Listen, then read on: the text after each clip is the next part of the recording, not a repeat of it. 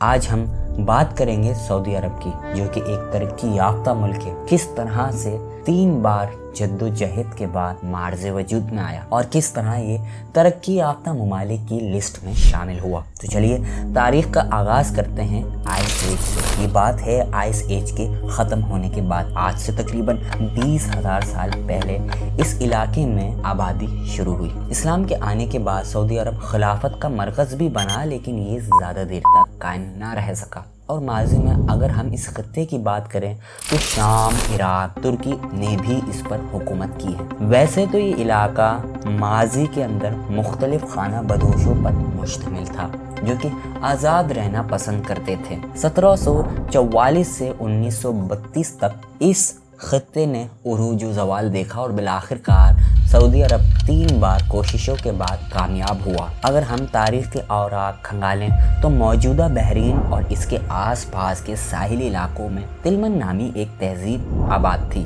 اس وقت دلمون کے تجارتی تعلقات موجودہ عمان اور بابل اور دریائے سندھ کی وادی سے تھے۔ دلمون اس وقت موتیوں کی وجہ سے بہت زیادہ مشہور تھا۔ تاریخی نام کی بات کریں تو اس وقت یمن کو سبا کے نام سے جانا جاتا تھا۔ اسی طرح اردن کا نام نباتین تھا اور وادی عرب کے لوگ اپنے آپ کو العرب کہا کرتے تھے۔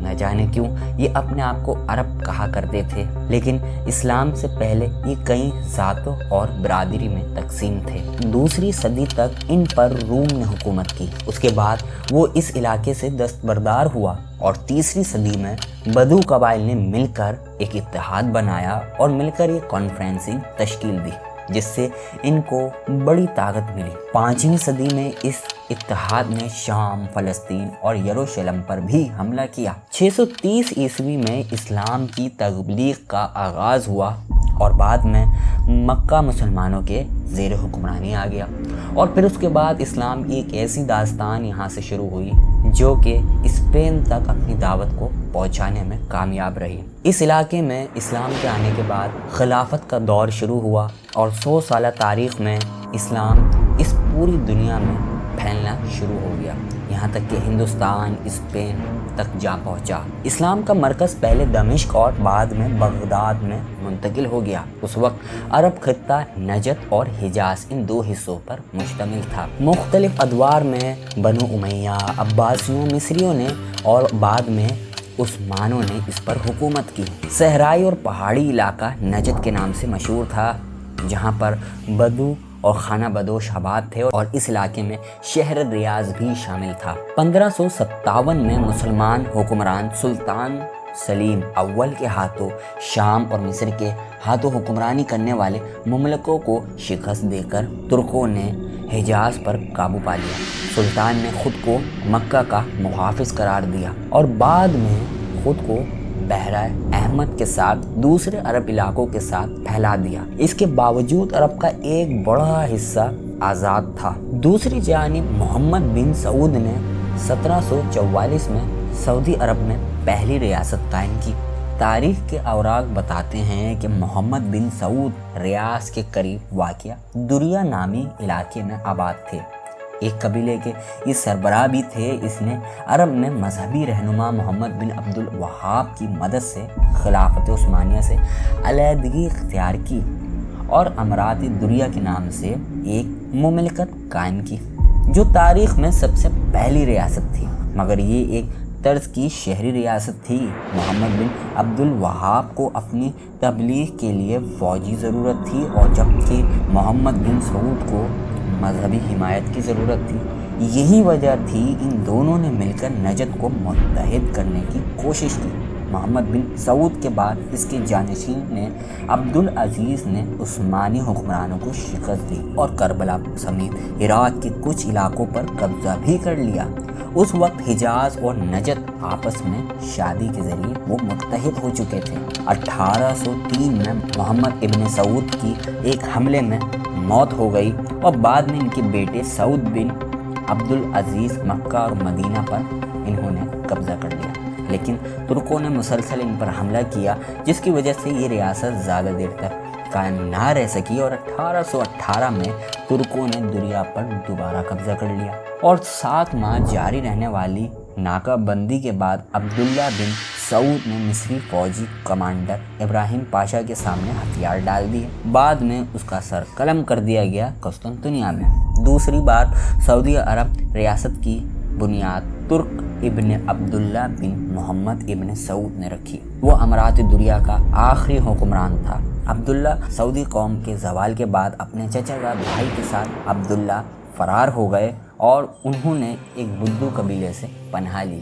سعودی تاریخ کے نامور مورخ لکھتے ہیں اپنی کتاب میں سعودی عرب کی تاریخ میں کہ ترکی ابن عبداللہ نے 1823 میں ترکی اور مصر کے خلاف جنگ شروع کی اور بالآخر ریاض اور دریا پر دوبارہ قبضہ کرنے میں کامیاب ہو گیا، اور انہوں نے امارات نجد کے نام سے دوسری سعودی ریاست کے قیام کا اعلان کیا، جس کا دارالحکومت ریاض تھا۔ لیکن یہ ریاست بھی زیادہ دیر تک نہ چل سکی اور 1834 میں ترکی ابن عبداللہ کو اس کی ایک کزن نے قتل کر دیا۔ اس کے بعد 1891 میں دوسری سعودی ریاست بھی ختم ہو گئی۔ اس کے آخری حکمران عبد الرحمن بن فیصل نے اپنے بیٹے عبدالعزیز کے ساتھ مل کر ایک بدو قبیلہ مرہ کے پاس پناہ لی۔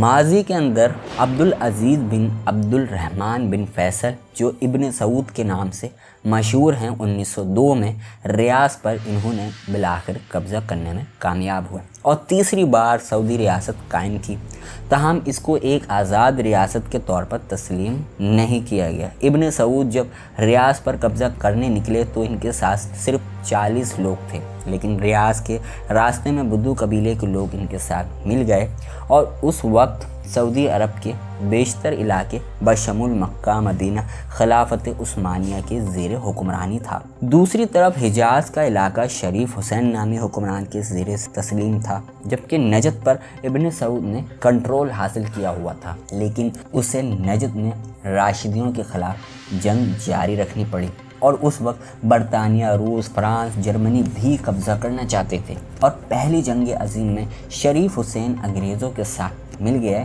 اور اس وقت برطانیہ نے عثمانوں کے خلاف جنگ میں عربوں کی مدد کی، ان کو اسلحہ فراہم کیا اور پہلی جنگ عظیم نے عثمانوں کو شکست ہوئی اور سعودی عرب عثمانوں کے ہاتھ سے نکل گیا۔ جنگ ختم ہونے کے بعد ایک خفیہ معاہدہ برطانیہ اور فرانس کے ساتھ ہوا اور پھر مشرق وسطیٰ کے مختلف علاقوں کو آپس میں تقسیم کر دیا گیا، اور اس دوران شریف حسین اور ابن سعود کے درمیان لڑائی شروع ہو گئی اور کچھ ہی عرصے بعد ابن سعود اس پر کامیاب ہو گئے اور وہ سعودی ریاست کا کنٹرول حاصل کر گئے، اور یوں جدید سعودی عرب کی بنیاد ڈلنا شروع ہو گئی۔ 1926 میں مکہ مدینہ اور جدہ کا کنٹرول بھی انہوں نے سنبھال لیا۔ بعد میں انہوں نے خود کو حجاز کا بادشاہ قرار دیا۔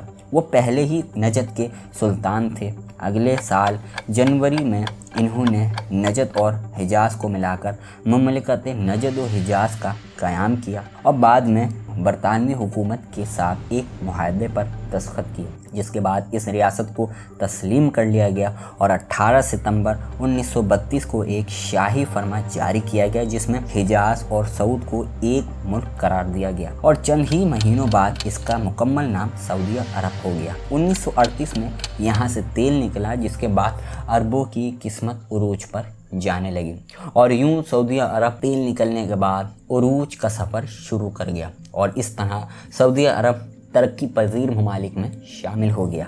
امید کرتا ہوں کہ آج کی ویڈیو آپ کو پسند آئی ہوگی۔ اگر اچھی لگی ہے تو اس کو لائک کیجئے، چینل کو سبسکرائب کیجئے اور نیکسٹ ویڈیو آپ کس پر دیکھنا چاہتے ہیں ضرور بتائیے۔ میں ملوں گا پھر ایک نئی انٹرسٹنگ ویڈیو کے ساتھ۔ اپنا خیال رکھیے گا اینڈ گڈ بائے۔